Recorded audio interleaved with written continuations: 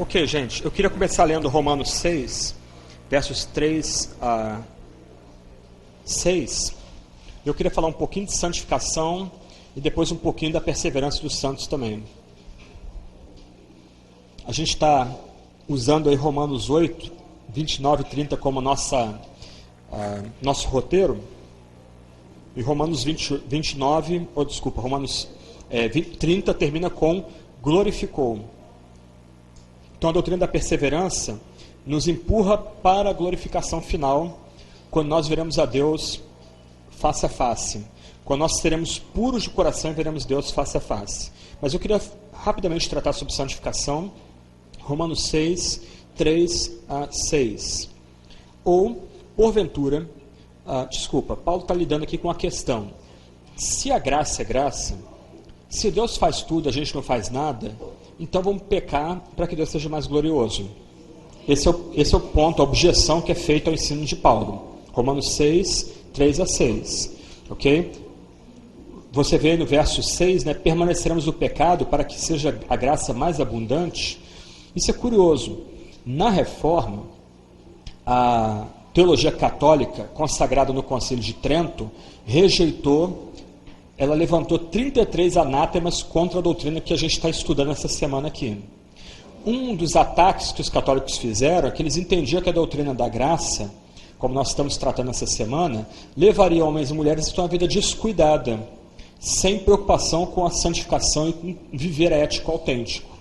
Só que essa objeção que os católicos fizeram é a mesma objeção que os inimigos de Paulo estavam fazendo. Como é que Paulo responde isso? Ou, porventura, verso 3, ignorais que todos nós que fomos batizados em Cristo Jesus, fomos batizados da sua morte, fomos, pois, sepultados com ele na morte pelo batismo, para que, como Cristo foi ressuscitado dentre os mortos pela glória do Pai, assim também andemos nós em novidade de vida.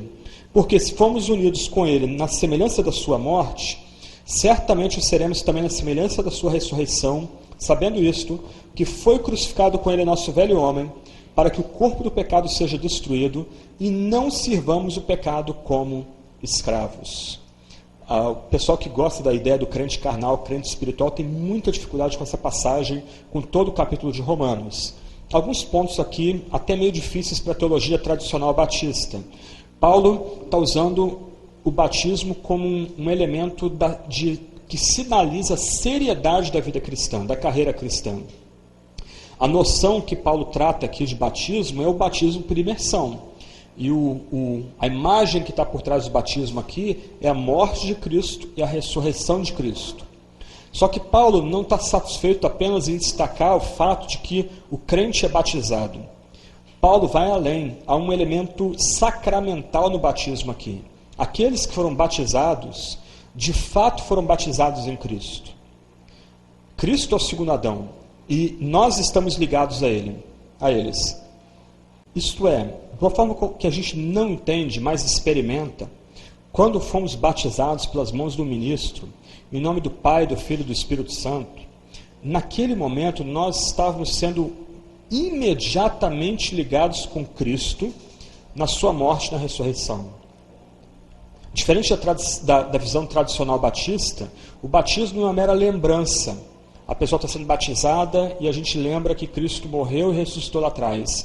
Não, mais uma vez, de uma forma que a gente não entende, mas experimenta, aquele homem, aquela mulher, aquela pessoa que está sendo batizada ali, está sendo descida as águas e reerguida, ela imediatamente é transportada para o Calvário, unida, acoplada a Cristo no poder da morte e da ressurreição. E aí a gente começa a entender dois pontos da doutrina bíblica da santificação. De um lado, a santificação flui da regeneração do chamado eficaz. A justificação é uma mudança objetiva. Eu fui justificado, eu fui propiciado, eu fui reconciliado, minha relação com Deus mudou. No chamado eficaz, na regeneração e na santificação, alguma coisa em mim mudou. Então a regeneração é um ato. E esse ato já nos coloca numa posição de santos. A gente tem que usufruir isso. Nós já somos posicionalmente santos. Por isso que o Novo Testamento, muitas vezes, para a gente ficar desconcertado com isso, chama a gente, por exemplo, de justo, de santo, posição. Então, de um lado, quando a gente pensa na doutrina da santificação, nós somos lembrados que, ao sermos regenerados, chamados e regenerados, ao termos fé e arrependimento no Evangelho, ou como resposta ao Evangelho, nós agora somos colocados na posição de santidade, e o batismo simboliza isso. Portanto, o batismo é a profissão de fé do cristão. Não é uma decisão, não é ir à frente, não é aceitar o apelo do pastor, receber uma oração no final do culto. Não é essa a profissão de fé do cristão. A profissão de fé do cristão é o batismo público. Como eu disse ontem, tentei destacar ontem, no batismo é colocado um selo sobre a gente. Eu não vou abrir isso aqui por falta de tempo, mas você vira Romanos 5, o texto fala do derramar do amor de Deus em nossos corações por meio do Espírito Santo. A linguagem é batismal, a linguagem é de água descendo, e nota, a linguagem batismal combinada com a linguagem da vinda do Espírito Santo. Então, quando um homem, uma mulher, uma pessoa, um cristão, a cristã é batizado publicamente, aquele batismo não é um evento da entrada na igreja, não é um evento para a pessoa pertencer a um clube, poder comer a ceia e alguns meses depois abandonar aquela comunidade, como algumas vezes acontece. Não, o batismo é um negócio muito, muito sério. Quem tem que chegar ao batismo é quem dá prova de que se arrependeu e creu de verdade. Porque no batismo, por obra do Espírito, aquela pessoa que é descida as águas, ou no caso dos nossos irmãos presbiterianos, é banhado com água, aquela pessoa está sendo unida misticamente com o nosso Senhor Jesus Cristo, ela agora é colocada numa nova posição, ressuscitada com Cristo.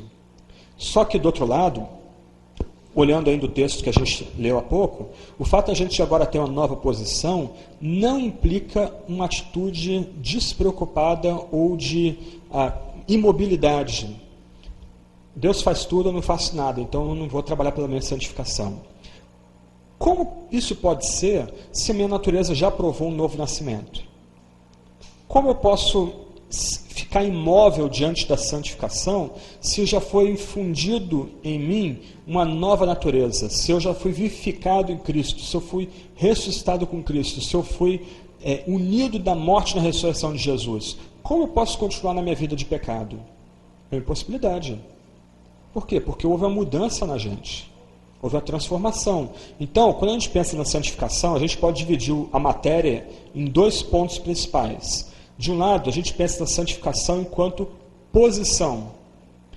Quem crê em Cristo, quem se arrependeu dos seus pecados, quem foi a Ele, quem ouviu o chamado dele, agora é santo, é justo, é reto, é íntegro, não pelos seus próprios méritos, mas pelo mérito de Cristo do Calvário, pela obra do Espírito Santo que infunde na gente a nova natureza, a nova criação.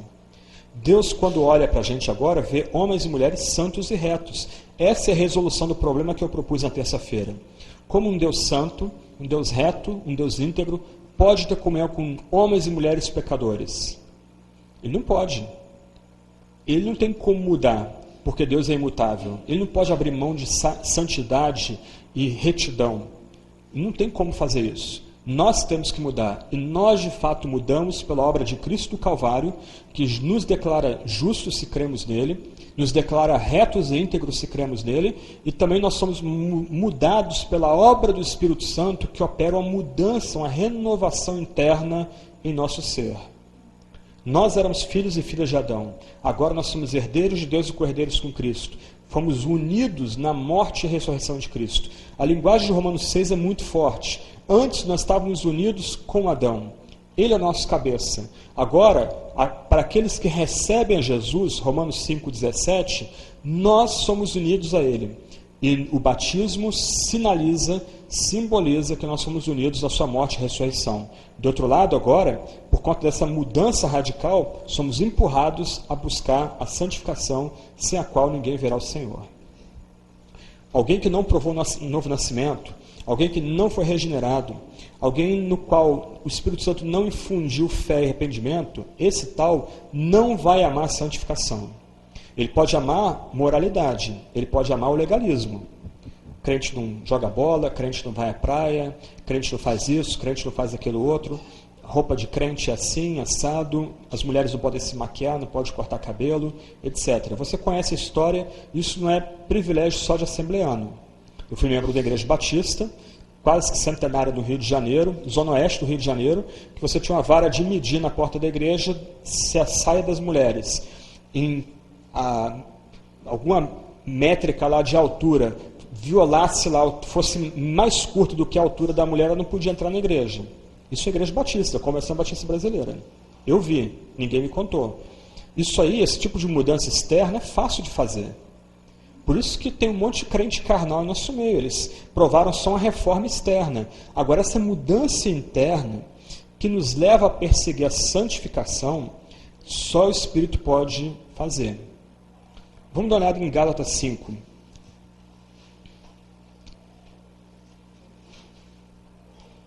Depois eu quero voltar a Romanos 6 ainda, mas só para frisar esse ponto aqui. Verso 16. Digo, porém, andai no Espírito e jamais satisfareis as concupiscências da carne. Essa palavra concupiscência ela é pouco usual hoje, mas é da ideia de desejos desenfreados. Aquele desejo que a gente não consegue sufocar. Porque a carne milita contra o Espírito e o Espírito contra a carne, porque são opostos entre si, para que não façais o que porventura seja do vosso querer. Mas, se sois guiados pelo Espírito, não estáis sob a condenação da lei.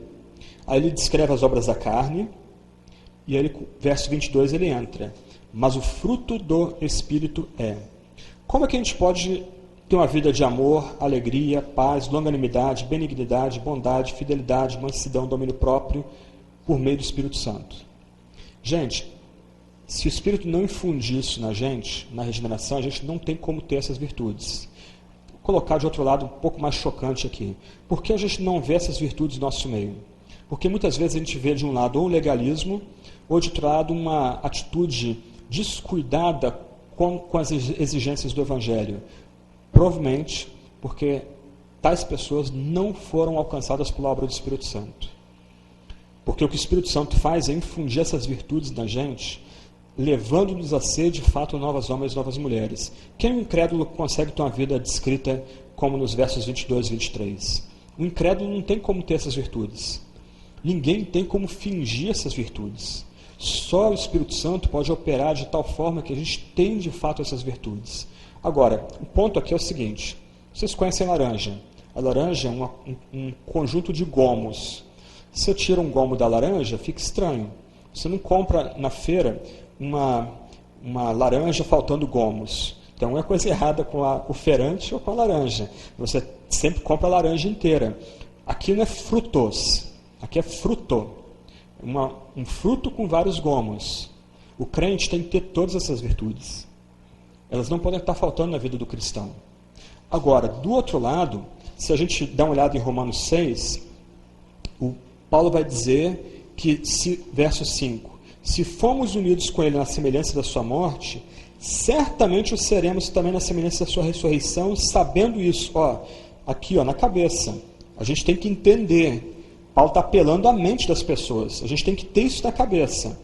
Que foi crucificado com ele o nosso velho homem, para que o corpo do pecado seja destruído, e não sirvamos o pecado como escravos. Qual é o ponto aqui? Olhando essas duas passagens bíblicas. De um lado, nós temos que ter essas virtudes na nossa vida. Essas virtudes são o sinal do novo homem e da nova mulher em Cristo. Só que essas virtudes, elas crescem de forma desigual. Alguns podem ter mais amor, talvez um pouco menos de paciência. Alguns podem ter um pouco mais de domínio próprio e mansidão, mas ser faltos na capacidade de amar as pessoas e amar sacrificialmente. Mas o ponto aqui é que nós temos que ter todas essas virtudes e estarmos crescendo nelas. De um lado, nós já somos posicionalmente santos, unidos na morte e na ressurreição de Cristo, retos, justos, por conta da graça, por conta da cruz. Do outro lado, nós somos empurrados a mortificar o nosso corpo, destruir o corpo do pecado, não servir o corpo do pecado, não viver de novo como escravos. Paulo continua lidando aí com essa questão em Romanos 6, e é bem escandaloso, nos versos 15 em diante, que o tradutor para a versão portuguesa da Bíblia vai traduzir que nós somos servos de Deus.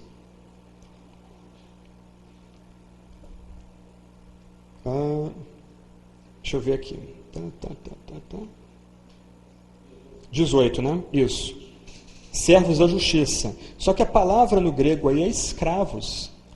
O crente agora é um ser que mudou de senhorio. Antes, ele era escravo do pecado. O livre-arbítrio dele era cativo.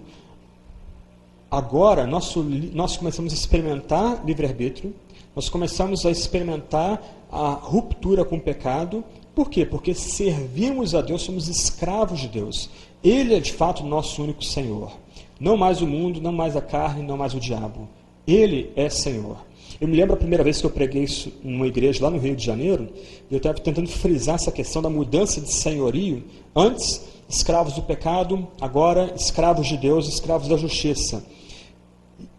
E um presbítero ficou horrorizado com isso. Era insultoso para ele ser colocado na posição de escravidão, de servidão a Deus. Ele tentou destacar, mas o texto diz que Jesus nos chama amigos. Sim, nos chama amigos. Mas o texto também ensina que amigos são colocados debaixo do reinado. Ele é rei, nós somos os vassalos desse rei.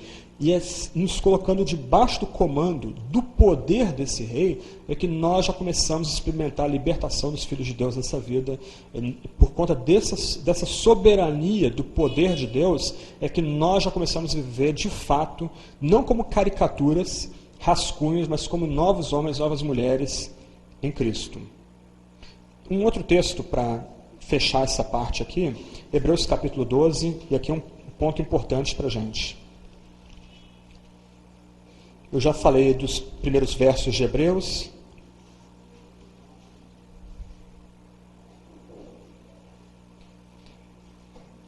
A gente pode ler do verso 4 ao verso 14. Não vai dar para ler a passagem toda, nem destacar a passagem toda, mas acho que isso é suficiente. Hebreus 12, 4 até 15. Vamos até o 15. Ora, na vossa luta contra o pecado, ainda não tendes resistido até o sangue. Estais esquecidos da exortação que, como a filhos, discorre convosco. Filho meu, não menosprezes a correção que vem do Senhor, nem desmaies quando por ele és reprovado. Porque o Senhor corrige a quem ama e açoita todo filho a quem recebe. É para a disciplina que perseverais. Deus vos trata como filhos. Pois que filho há que o pai não corrige? Mas se estáis sem correção, de que todos se têm tornado participantes, logo sois bastardos e não filhos. Além disso, tínhamos nossos pais segundo a carne, que nos corrigiam e os respeitávamos. Não havemos de estar em muito maior submissão ao Pai espiritual, e então viveremos? Pois eles os corrigem por pouco tempo, segundo melhor lhes parecia. Deus, porém, nos disciplina para aproveitamento, a fim de sermos participantes da sua santidade. Toda disciplina, com efeito, no momento, não parece ser motivo de alegria, mas de tristeza. Ao depois, entretanto, produz fruto pacífico aos que têm sido por ela exercitados, fruto de justiça.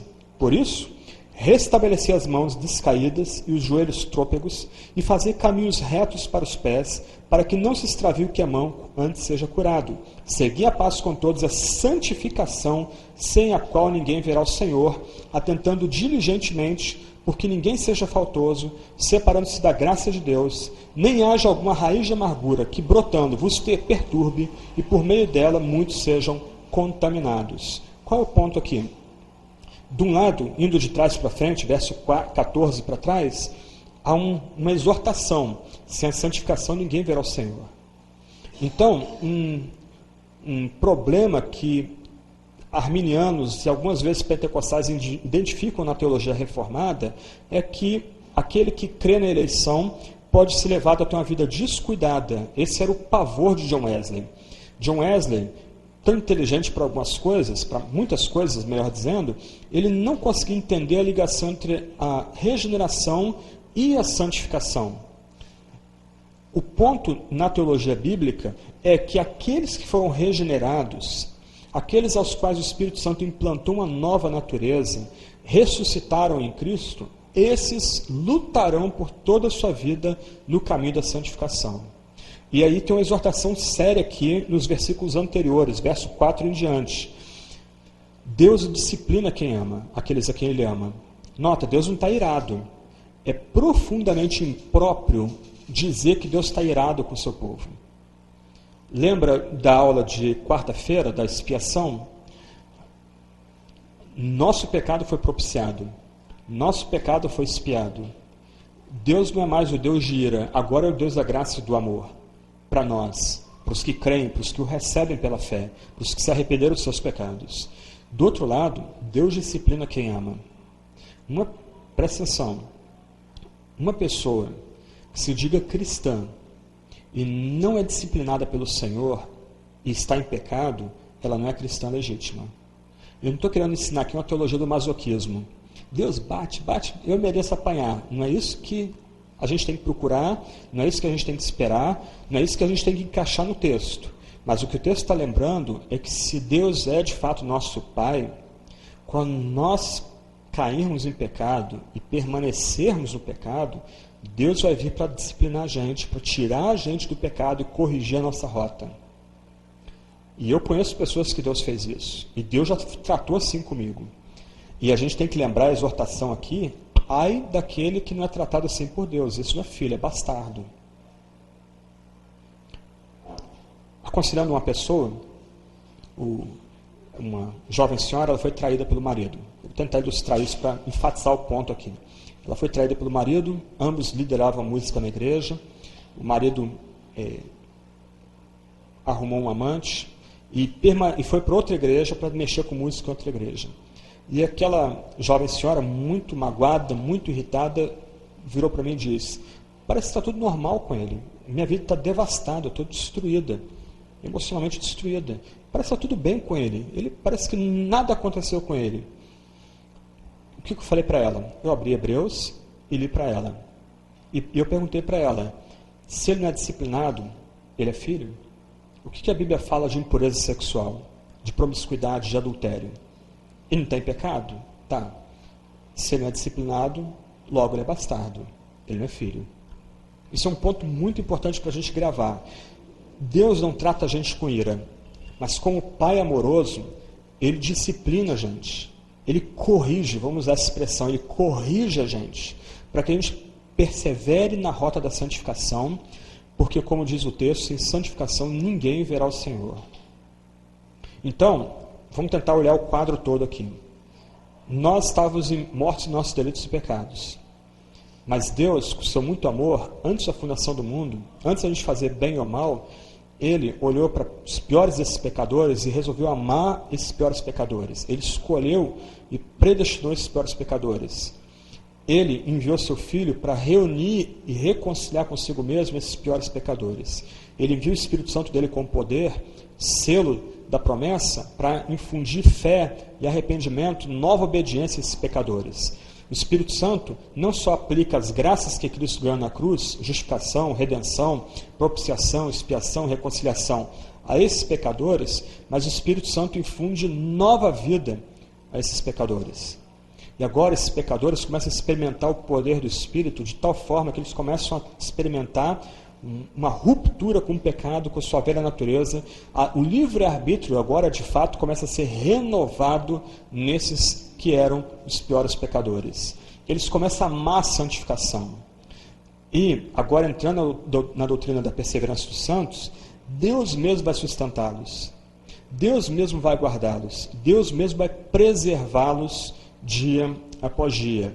Então, nota, o ensino da perseverança dos santos, que dá conforto para a gente, dá consolo para a gente, a certeza da nossa vitória final, que a morte, o último inimigo já está derrotado, ela não pode ser desconectada da doutrina da santificação. A teologia reformada clássica fala da perseverança dos santos. Como eu sei que eu sou eleito? Porque eu persevero na santificação. A gente pode ver isso em 2 de Pedro, verso 10 e 11. Eu já citei esse texto durante a semana, mas vale a pena dar uma olhada nele. 2 de Pedro, capítulo 1, versos 10 e 11. Por isso, irmãos, procurai, com diligência cada vez maior, confirmar a vossa vocação e eleição, porquanto, procedendo assim, não tropeçareis em tempo algum, pois dessa maneira é que vos será amplamente suprida a entrada no reino eterno de nosso Senhor e Salvador Jesus Cristo. Pedro é bem prático, ele é diferente de Paulo. Paulo coloca a doutrina, depois a aplicação prática. Pedro inverte, ele trata da vida prática e depois destaca o fundamento da vida prática. Teologicamente, seguindo Paulo, primeiro vem a eleição, depois a vocação. Pedro inverte aqui. Como eu sei que eu sou eleito? Se eu vejo em mim sinais do chamado, sinais da vocação que Deus fez a mim. Então, num momento de perseguição, que é o que parece que essa epístola foi escrita, uma igreja em turbulência, heresias sendo semeadas entre a igreja, Pedro quer incutir segurança nos fiéis. Como nós podemos ter certeza da nossa eleição? Olhando o fato de que Deus, de fato, ou olhando para o fato de que Deus nos chamou, Deus nos vocacionou, Deus rompeu a nossa surdez. Se a gente consegue localizar em nós sinais dessa vocação, então a gente pode estar seguro, no meio da tormenta, que Deus nos elegeu.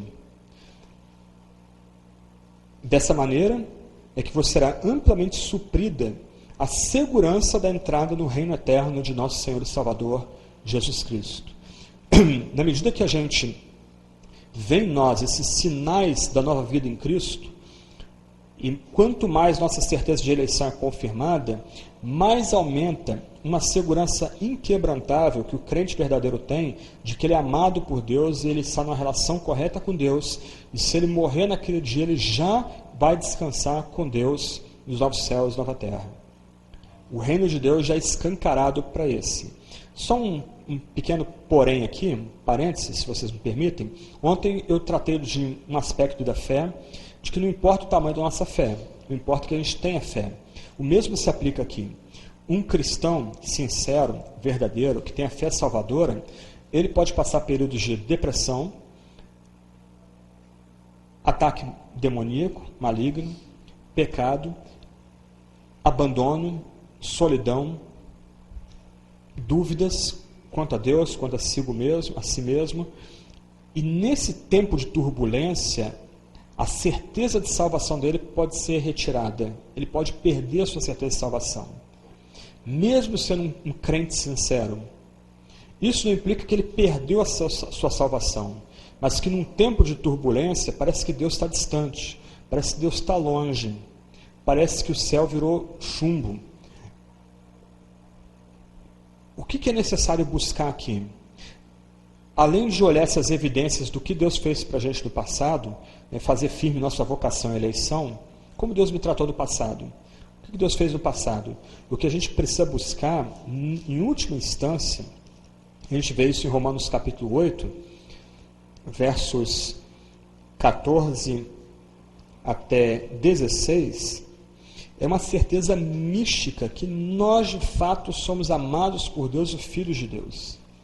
Então, se de um lado Pedro ensina que a gente deve olhar aquilo que Deus fez em nós, em nosso chamado, o chamado que Ele nos fez, nossa vocação, a palavra que Ele ensina lá, eu não vou ler a passagem bíblica, mas o verso 16 já é suficiente. O próprio Espírito testifica com o nosso Espírito que somos filhos de Deus.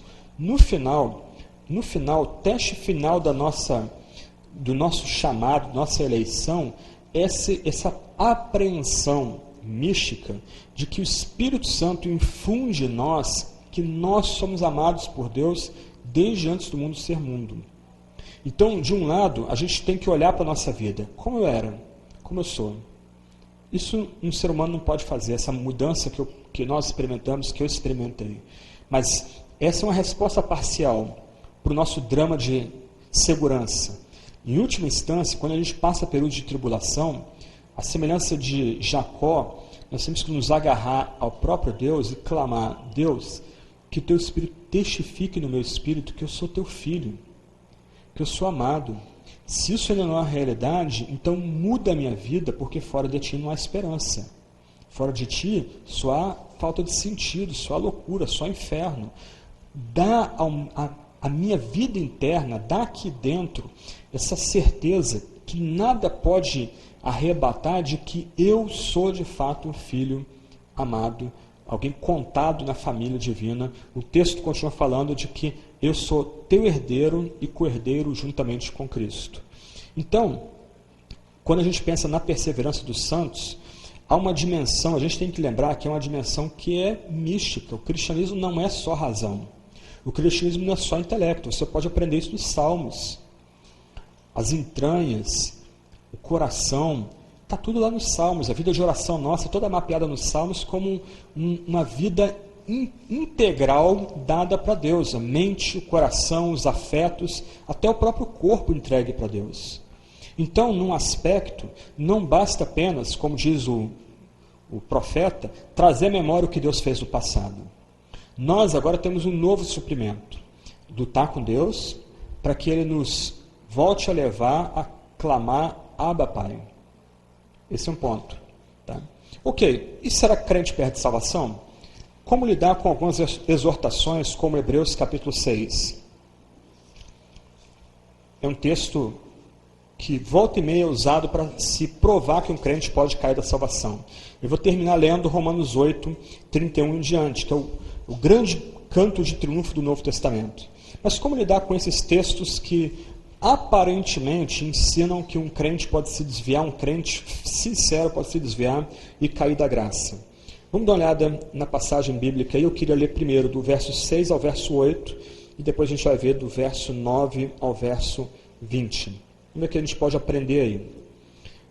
Por isso, pondo de parte os princípios elementares da doutrina de Cristo, deixemos-nos levar para o que é perfeito, não lançando de novo a base do arrependimento de obras mortas, da fé em Deus, tratamos disso ontem, o ensino de batismos e da imposição de mãos, da ressurreição dos mortos e do juízo eterno.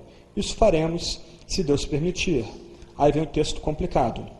É impossível, pois, que aqueles que uma vez foram iluminados, se provaram dom celestial, se tornaram participantes do Espírito Santo, e provaram a boa palavra de Deus, os poderes do mundo vindouro, e caíram, sim, é impossível outra vez renová-los para arrependimento, visto que, de novo, estão crucificando para si mesmos o Filho de Deus, expondo a ignomínia, porque a terra que absorve a chuva que frequentemente cai sobre ela e produz erva útil para aqueles por quem é também cultivada, recebe bênção da parte de Deus, mas se produz espinhos e abrolhos, é rejeitada e perto está da maldição, e o seu fim é ser queimada. A gente continua a leitura daqui a pouco.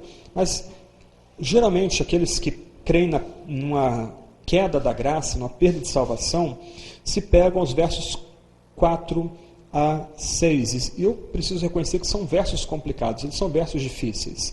Mas há pouco, eu tentei ler para vocês as várias palavrinhas que o Novo Testamento usa para tratar do novo nascimento e da regeneração. Vamos lembrar de algumas. Novo nascimento, regeneração, vivificação, ressurreição com Cristo, nova criação, unidos à natureza divina, em Cristo, ressuscitados com Cristo, assentados nas regiões celestiais. Algum desses vocábulos é empregado no verso 4 e no verso 5? Nenhum desses vocábulos é empregado aqui. Então, parece-me que o autor de Hebreus não está tratando de homens e mulheres que foram de fato regenerados, nascidos do alto, unidos à natureza divina, vivificados, etc, etc, etc. Olha as palavras: iluminados, provaram um dom celestial, participantes do Espírito Santo, provaram a boa palavra de Deus e os poderes do mundo vindouro. A que o autor de Hebreus se refere aqui? Ele se refere àquilo que ele tratou nos versos 1 e 2 do começo do capítulo 6. Ele está tratando aqui, gente, de homens e mulheres que tiveram uma noção intelectual do cristianismo. De homens e mulheres que sabem que o arrependimento de obras mortas, a fé em Deus, batismo, imposição de mãos, ressurreição dos mortos, juízo eterno é verdadeiro. Eles provavelmente provaram os poderes dessas doutrinas.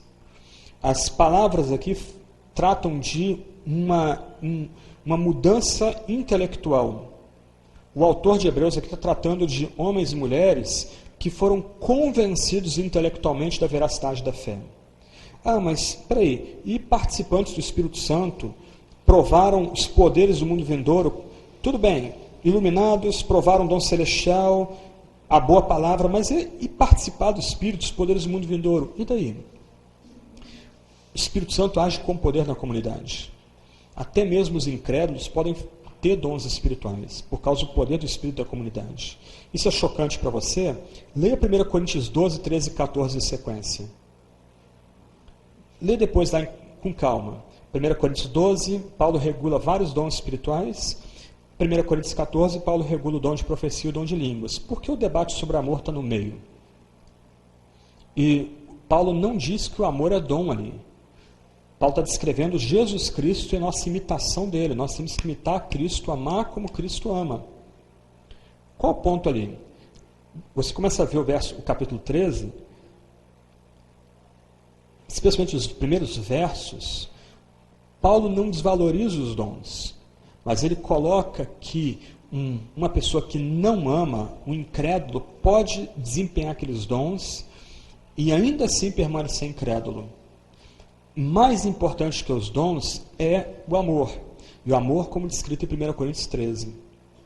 Paulo, então, de uma forma sutil, ele lembra aos crentes em Corinto que não basta ter dons espirituais, não basta desempenhar dons espirituais. É necessário amar. É necessário que as pessoas vejam, percebam que aquele crente, aquele homem, aquela mulher, é crente de fato pelo procedimento dele, um procedimento em amor. Se você não está convencido disso, a gente vai para Mateus 7. Alguma classe de pessoas vira para Jesus e diz: Senhor, Senhor, em teu nome expulsamos demônios, em teu nome profetizamos. Aí Jesus vira para aqueles homens e diz alguma coisa do tipo: não, vocês não me confessaram direitinho. Não, o exorcismo de vocês não foi verdadeiro. Não, vocês não expulsaram demônios nem profetizaram. É isso que Jesus faz? Não, ele simplesmente vira para aquelas pessoas e diz: apartai-vos de mim, malditos, pois não vos conheço. Senhor, Senhor. Eles eram teólogos, tinham a confissão de fé certinha. Eles eram iluminados e provaram a boa palavra de Deus. Eles profetizavam, eles exorcizavam, eles se tornaram participantes do Espírito Santo, eles provaram os poderes do mundo vindouro. Só que, o que o texto diz? Não vos conheço. Eles foram usados por Deus. Mas o fato de eles terem sido usados por Deus e terem recebido dons do Espírito não implica que eles eram crentes. Meio chocante, escandaloso, né? Qual é o nosso problema? Nós queremos acoplar o ser, o ter. Nós achamos que o que nos torna cristãos é o que nós fazemos, nosso desempenho. Mas nós não somos cristãos por causa do nosso desempenho. Nós somos cristãos porque cremos e nos arrependemos. Que nossa vida foi modificada pelo poder do Espírito Santo, que nós fomos justificados e redimidos e propiciados por Jesus Cristo. Balaão, Saul, os milhões que saíram do Egito, onde que eles morreram? Qual foi o fim dessas pessoas? Saul se matou, ele profetizava. Balaão profetizou, a mula dele profetizou. E daí? Isso implica status de filho de Deus, de membro da aliança? Não, porque o Espírito Santo tem poder, o Espírito Santo é livre. Como a gente aprende em 1 Coríntios 12, o Espírito dá os dons a quem Ele quer e como Ele quer.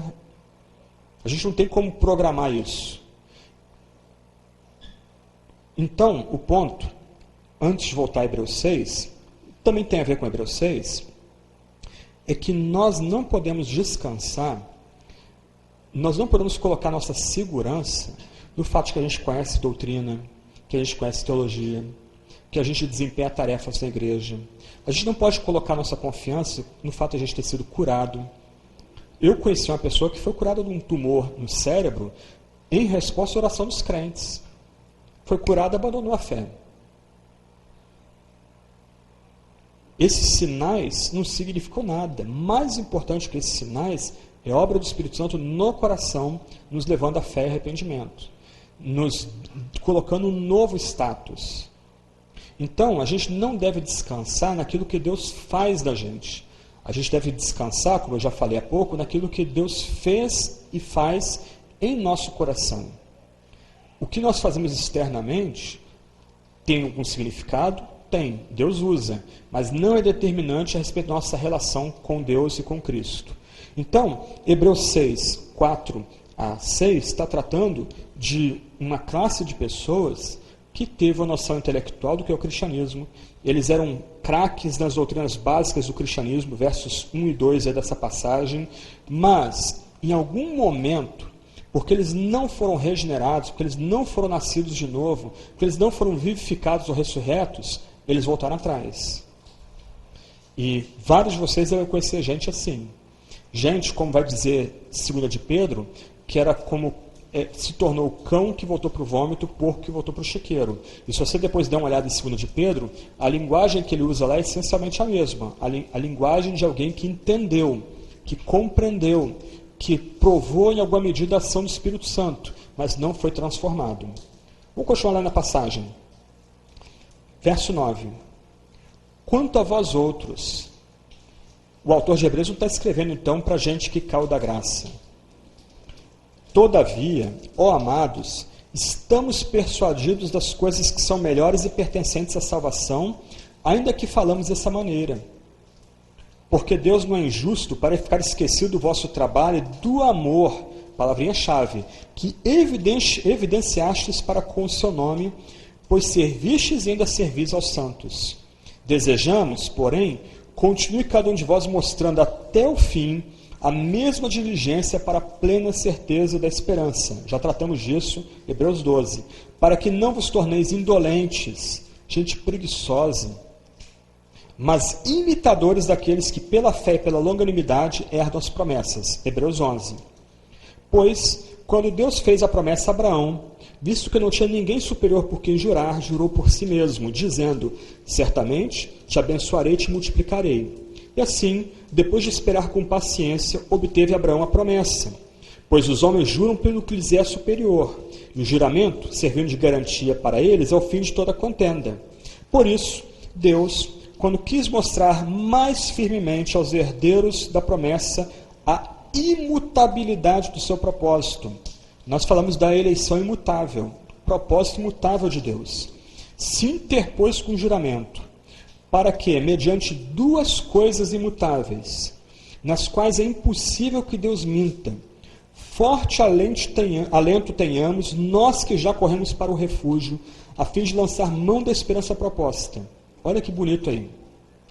A qual temos por âncora da alma, seguro e firme, e que penetra além do véu, onde Jesus, ele está segurando a âncora, como precursor, nosso irmão mais velho, nosso co-herdeiro, entrou por nós, tendo se tornado sumo sacerdote para sempre, segundo a ordem de Melquisedeque.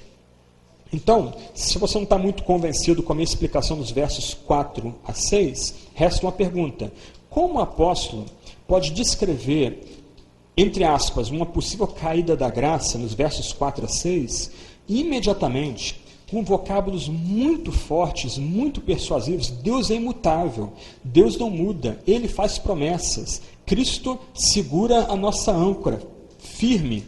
Como ele pode estar tratando de uma queda da graça nessa passagem aqui de Hebreus 6, o capítulo inteiro? O nosso problema muitas vezes é que a gente quer retalhar a Bíblia em pequenos pedacinhos e não quer tratar todo o texto e ouvir todo o texto. O texto está dizendo, Deus é imutável. Como um Deus imutável pode abandonar os seus filhos? Como um Deus que faz promessa, e promessas baseadas na sua imutabilidade, como o verso 17, pode deixar os seus filhos ao relento? Como um Deus que faz juramentos e jura em seu próprio nome, pode virar as costas àquele que ele já revelou seu amor e sua bondade e sua misericórdia?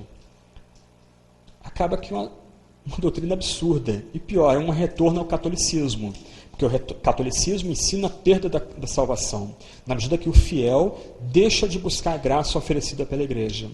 Na medida que o fiel deixa de buscar os sacramentos, ele pode cair da graça. Esse é o ensino normativo católico, mas não é um ensino nem protestante, muito menos bíblico. Deus faz um juramento àqueles aos quais ele ama. Deus se revela como imutável para aqueles que ele revelou o seu amor. Nós vamos passar provações. Hebreus fala disso. A gente pode dar uma olhada em Hebreus 10.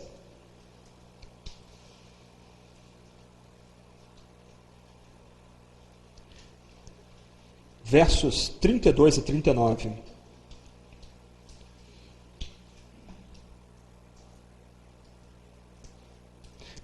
Lembrai-vos, porém, dos dias anteriores, em que, depois de iluminados, sustentastes grande luta e sofrimentos, ora expostos como espetáculo, tanto de opróbrio quanto de tribulações, ora tornando-vos coparticipantes com aqueles que desse modo foram tratados, porque não somente vos compadecestes dos encarcerados, como também aceitastes com alegria o espólio dos vossos bens, tendo ciência de possuirdes vós mesmos patrimônio superior e durável. Não abandoneis, portanto, a vossa confiança. Ela tem grande galardão. Com efeito, tendes necessidade de perseverança, para que, havendo feito a vontade de Deus, alcanceis a promessa.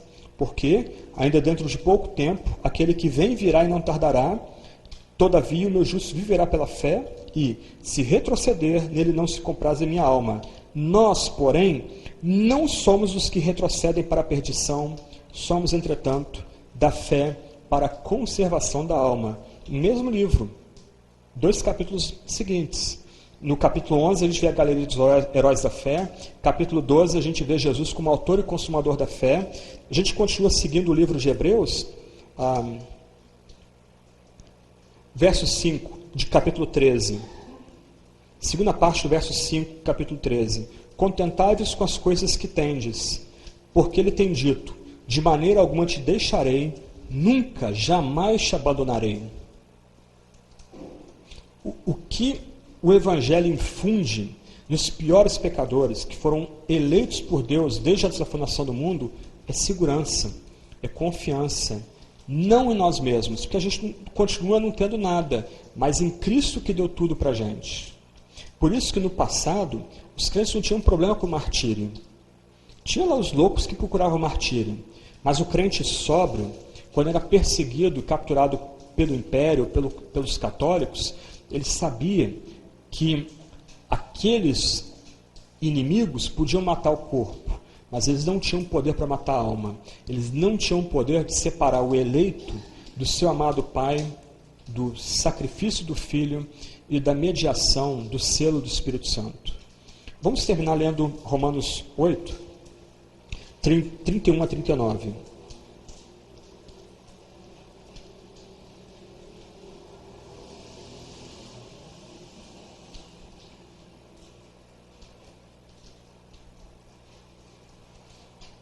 Dentro da estrutura de Romanos, Paulo, ele simplesmente quebra a sequência aqui. Romanos 1 a 3, Paulo está tratando de pecado. Metade de Romanos 3 a metade de Romanos 5, Paulo trata da nossa vida em Cristo, da obra de Cristo do Calvário. Romanos 5, 12 a 21, nós lemos durante a semana, Paulo quebra a sua sequência, faz um parênteses para resumir todo o argumento. Há duas humanidades agora, uma em Adão, outra em Cristo. Uma na morte, no pecado, na condenação, outro na vida eterna, na justiça, na redenção final. Romanos 6, que a gente lê um pouquinho agora, santificação. Romanos 7, papel da lei. Romanos 8, a vida no Espírito. Aí ele começa a falar, Romanos 8, 29 em diante, do mistério da predestinação. Do fato de que Deus endurece a quem quer e tem misericórdia do quem quer. E isso não é estranho, antes é o cumprimento do pacto que Deus estabeleceu no Antigo Testamento com Israel. Ele endurece Israel como condenação, porque Israel se virou contra o pacto. E agora ele dá favor e misericórdia aos gentios, enxertando-os na videira. Mas, Romanos 11, haverá um tempo em que todo Israel será salvo. E aqui eu vou deixar o que significa o todo Israel em aberto. Só que nesse argumento todo, belíssimo, Paulo louva. Ele louvou em Romanos 11, 33 e 36, a gente leu isso essa semana. E aqui, antes de começar a detalhar o mistério da predestinação e da eleição, esse alto mistério, ele começa a adorar a Deus. Que diremos, pois, a vista dessas coisas? Se Deus é por nós, quem será contra nós? Aquele que não poupou seu próprio filho, antes por todos nós o entregou, porventura não nos dará graciosamente com ele todas as coisas? Quem tentará acusação contra os eleitos de Deus? É Deus quem os justifica. Quem os condenará? É Cristo Jesus, quem morreu, ou antes, quem ressuscitou, o qual está à direita de Deus e também intercede por nós. Quem nos separará do amor de Cristo? Será tribulação, angústia, ou perseguição, ou fome, ou nudez, ou perigo, ou espada? Como está escrito, por amor de ti somos entregues à morte o dia todo, fomos considerados como ovelhas para o matadouro. Em todas essas coisas, tudo que ele descreveu até agora, só desgraça. Em todas essas coisas, porém, somos mais que vencedores por meio daquele que nos amou. Porque estou bem certo de que nem a morte, nem a vida, nem os anjos, nem os principados, nem as coisas do presente, nem do porvir, nem os poderes, nem a altura, nem a profundidade, nem qualquer outra criatura poderá separar-nos do amor de Deus que está em Cristo Jesus, nosso Senhor. Triunfo, vitória, já nessa vida. O crente, então, contra tudo e contra todos, contra toda evidência, ele crê que a causa dele é vitoriosa mesmo que ele caia. Mesmo que ele morra no processo, ele sabe que a causa dele é vitoriosa. Usando a metáfora que eu acho bacana, 6 de junho de 1944, os aliados invadiram a Normandia. Americanos, ingleses, franceses, as nações livres, soldados das nações livres que tinham sido capturados pelos alemães em 40, 41. Só que a guerra só foi terminar em maio de 45. Só que naquele desembarque, naquele momento ali, chave da Segunda Guerra Mundial, os alemães sabiam que eles estavam derrotados ali. Não tinha como reverter a maré da guerra. De junho de 44 a maio de 45, o que você tem é um combate desesperado da Alemanha para evitar ou para prorrogar a derrota, que é inevitável. Na cruz, o diabo foi derrotado. Na cruz, o pecado foi derrotado. Na cruz, o mundo como sistema contra Deus foi derrotado. Aqueles que foram batizados na morte e na ressurreição de Cristo provam essa vitória. O que nós escutamos agora, no meio do mundo que vai se fragmentando cada vez mais, o tecido social vai se esgarçando, a falta de sentido vai prevalecendo em nossas cidades, o que nós estamos experimentando, contra todas as evidências, são os últimos sinais de uma guerra que já foi vencida no Calvário, e se nós estamos em Cristo, nós somos participantes dessa vitória. Somos mais que vencedores. Esse é o ponto. E nada pode nos separar do amor de Deus em Cristo Jesus. É curiosa a expressão, nenhuma outra criatura. Que Paulo está querendo dizer o seguinte, olha, mesmo que haja um predador ou um alien, nem esse ser extraterrestre pode nos separar do amor de Deus em Cristo Jesus. Mesmo que se descubra uma criatura, um ser não catalogado, esse ser não tem poder de nos roubar da nossa posição em Cristo Jesus. Somos mais que vencedores.